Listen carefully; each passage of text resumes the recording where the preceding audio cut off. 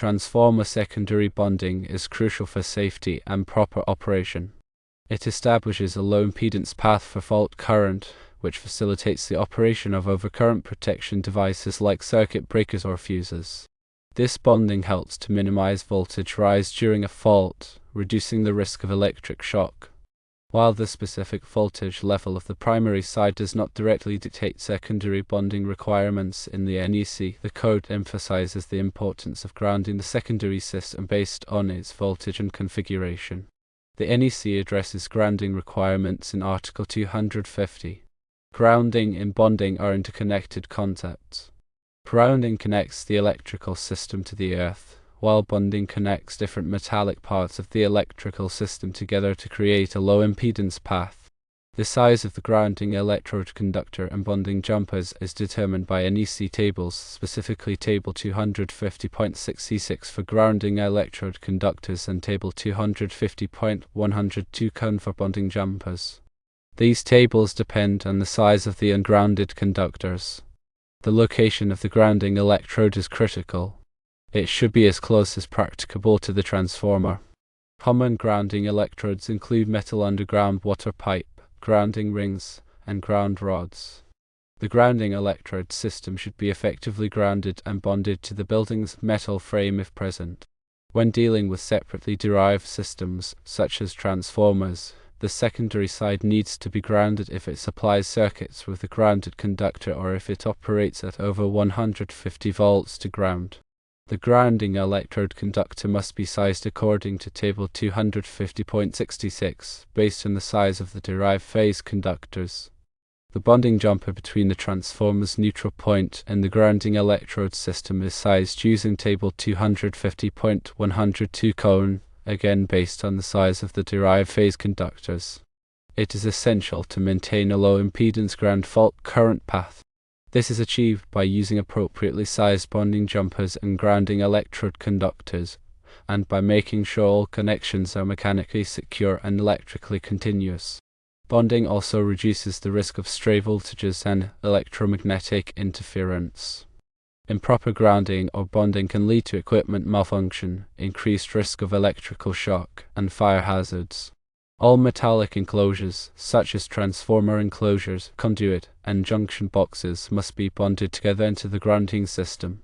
This ensures that any fault current can safely return to the source, tripping the overcurrent protection device.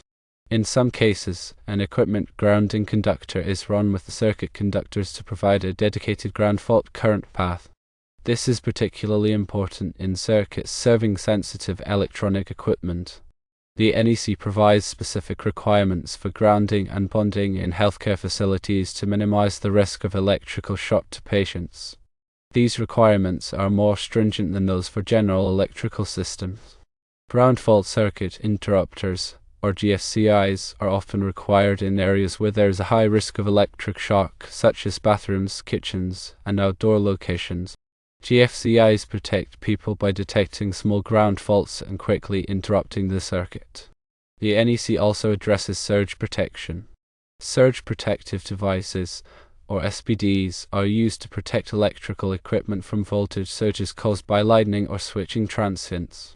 SPD should be properly grounded and bonded to the electrical system to effectively divert surge current. Regularly inspect grounding and bonding connections to make sure they are tight and free of corrosion. Corrosion can increase the resistance of the connections, which can impair their effectiveness. When working with electrical systems, always follow safe work practices, including energizing circuits before working on them, using appropriate personal protective equipment, and verifying that circuits are de-energized before touching them. Electrical safety is paramount. Understanding and following the NEC requirements for grounding and bonding is essential for ensuring a safe and reliable electrical system. Incorrect grounding or bonding may create dangerous conditions. When in doubt, consult a qualified electrical professional. The purpose of grounding and bonding is to provide a low impedance path for fault currents. This allows overcurrent protection devices to quickly clear faults, minimizing damage to equipment and reducing the risk of electrical shock. Effective grounding and bonding also helps to reduce electromagnetic interference, which can disrupt the operation of sensitive electronic equipment.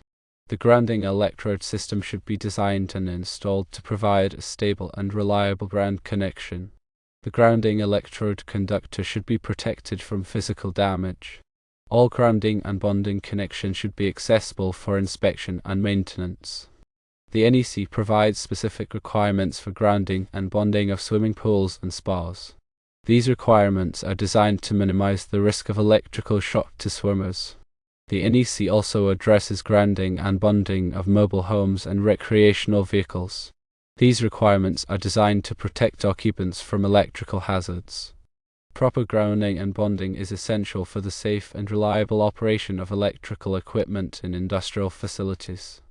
Industrial facilities often have complex electrical systems with a high potential for ground faults. Grounding and bonding helps to protect equipment and personnel from these hazards. The NEC provides specific requirements for grounding and bonding in hazardous locations. Hazardous locations are areas where there is a risk of explosion or fire due to the presence of flammable gases, vapors, or dusts. Grounding and bonding helps to minimize the risk of ignition in these areas. Understanding the principles of grounding and bonding is essential for all electrical professionals. Grounding and bonding is a critical aspect of electrical safety. By following the NEC requirements and using safe work practices, electrical professionals can help to ensure a safe and reliable electrical system. Maintaining a proper grounding and bonding system is an ongoing process. Regular inspections and maintenance are essential for ensuring that the system continues to function properly. When making any changes to an electrical system, it is important to verify that the grounding and bonding system is still in compliance with the NEC. Grounding and bonding are interconnected and must be considered together to create a safe and effective electrical system. The NEC provides a comprehensive set of requirements for grounding and bonding. These requirements are based on years of experience and research. By following these requirements, electrical professionals can help to minimize the risk of electrical hazards. Grounding and bonding are not a one-size-fits-all solution. The specific requirements for grounding and bonding will vary depending on the type of electrical system, the voltage level, and the location.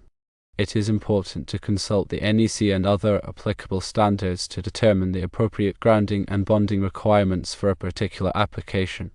Grounding and bonding are an essential part of electrical safety. By understanding the principles of grounding and bonding and following the NEC requirements, electrical professionals can help to protect people and property from electrical hazards. The purpose of equipotential bonding is to minimize voltage differences between metallic parts. This reduces the risk of electric shock if a person comes into contact with two or more metallic parts at the same time. Equipotential bonding is particularly important in areas where there is a high risk of electric shock, such as swimming pools and spas. The NEC requires that all metallic parts within a certain distance of a swimming pool or spa be bonded together.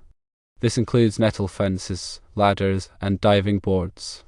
The bonding grid should be connected to the equipment ground and conductor of the pool equipment.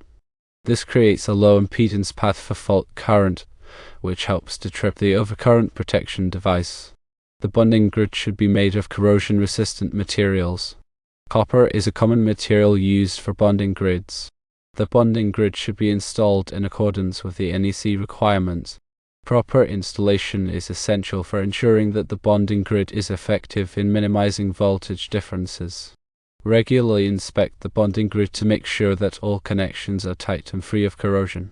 Corrosion can increase the resistance of the connections, which can impair their effectiveness. When making any changes to a swimming pool or spa electrical system, it is important to verify that the bonding grid is still in compliance with the NEC. Equipotential bonding is an essential part of swimming pool and spa safety.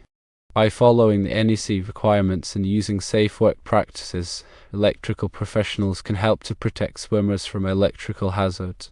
The location of the transformer also influences grounding considerations.